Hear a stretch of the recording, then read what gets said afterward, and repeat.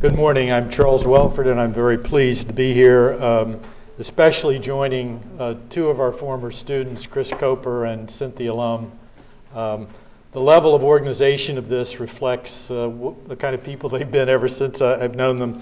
I think the first time I met Cynthia, she walked into my office and told me how messy my desk was, and it hasn't changed. My task this morning is to talk a little bit about an agenda for the future. You've heard from the real experts in terms of what's been going on in the past and more recently, but we want to talk about from here forward. We begin with the National Research Council's report in 2005, which I had I almost said pleasure. I had the duty to chair that panel that produced the report. And if you recall that report, if you've seen it, we did try to talk about a lot of things that had been learned from the research of people in this room and others. But for the most part, I think those who've reviewed the report, and there have been many criticisms of it, that they would say the report was much more negative. It talked about the major problems we had with data. It talked about the possibility of NVDRS being a solution, but how to some of those data problems, but how that was severely limited, the limits on ATF, the problems with ownership data that we have mainly from the General Social Survey, that the suicide and prevention research world was relatively weak. That's created lots of criticisms. That we needed to know much more about defensive gun use. That right to carry research was, in our view, inconclusive, and that created lots of controversy then and subsequently. And about the only area that we said there was some promise was in the criminal justice world. So the review in 2005, which was really research up through 2003, took about 2 years to get the report out, was establishing a framework for understanding problems in the literature, but trying to chart a course for the future. So recently, NIJ convened a workshop. The wording here has to be careful to avoid the Federal Advisory Committee Act, so I hope I'm not making a mistake. But the workshop was convened to ask the question, what have we learned since 2005? What are the critical research issues today, not that existed in 2003 or 5? And all of what I'm going to describe from here out will be soon on the NIJ website. This original slide said will be on the NIJ website, and I was told that it might not be real soon, so we tried to. So here are the people that attended this meeting. Many of them are in the room. They're the real, all except me are the real experts here. We did have some people we invited who are here today who couldn't make it at our meeting. But we did try to have a broad cross-section of some public health people and economists and what have you, the usual suspects. So what did we come up with? The first, and it's been made, this point has been made a number of times this morning. The first was, this is still an important issue. Despite the declines in violent crime that Anthony talked about, gun violence, crimes committed with guns, deaths and injuries are still a significant part of our crime problem, significant part of cost, health cost, etc. Second, support for firearms research is weak, with many agencies doing little systematic work in this area. Essentially, and since I'm not involved in this world, I can overstate things, right? Essentially, CDC has withdrawn from this business. Essentially, NIH has withdrawn from this business. Some foundations continue, but it's not as vigorous and rich as it was just a few years ago. In 2010, the National Research Council did another report, and that was a review and evaluation of the research program of the National Institute of Justice. And one of the things that that report signaled as a very positive part of NIJ's recent history was its work on gun violence, firearms, and crime. But that work as soon as this person here left government, Lois Mock, that work declined.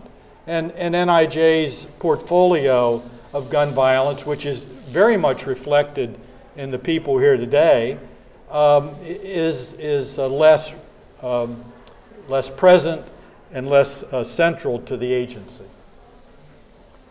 And then finally, we pointed out that this absence of long-term support for research has meant and must mean decline of research on the topic of gun violence.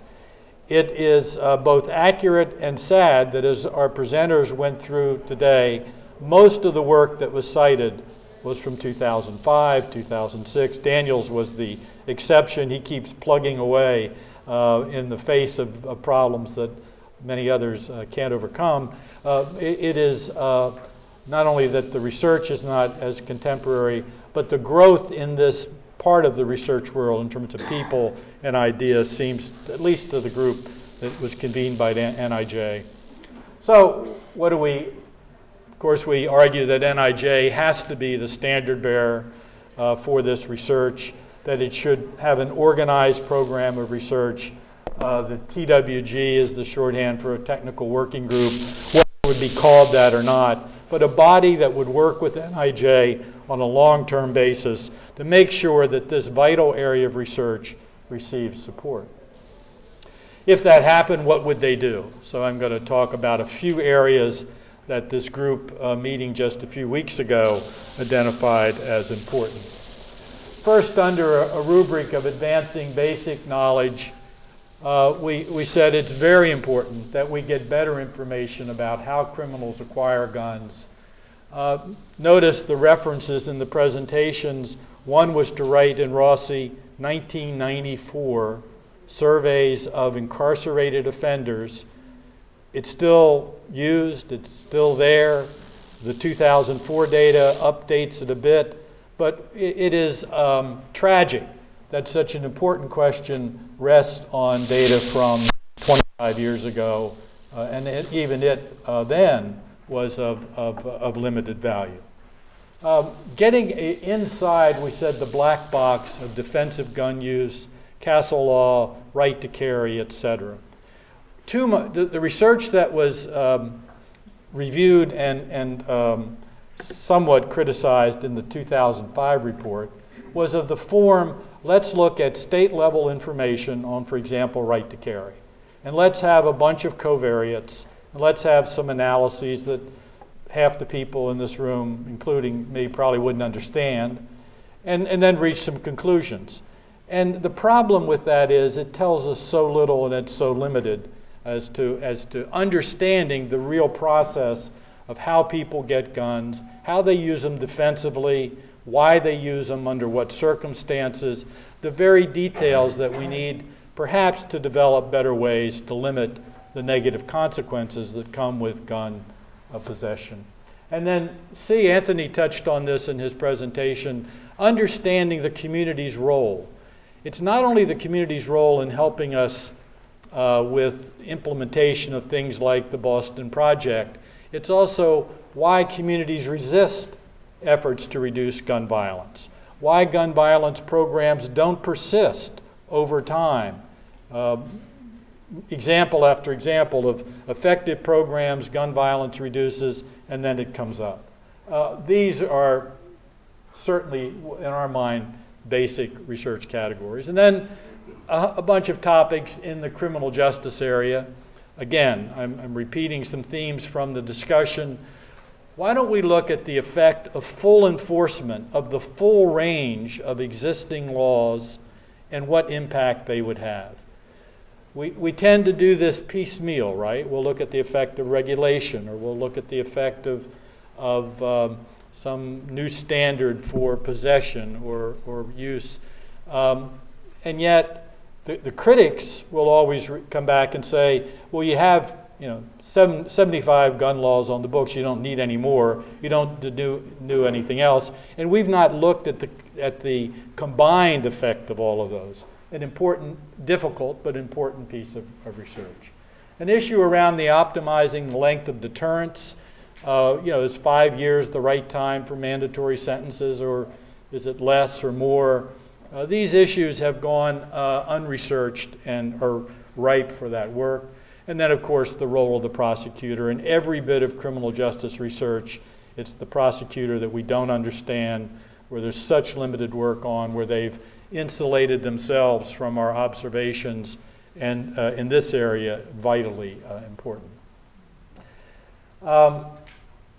Gun markets, I don't have to say any more. We've heard from at least 3 presentations helping us understand why we know so little and why it's important to know more.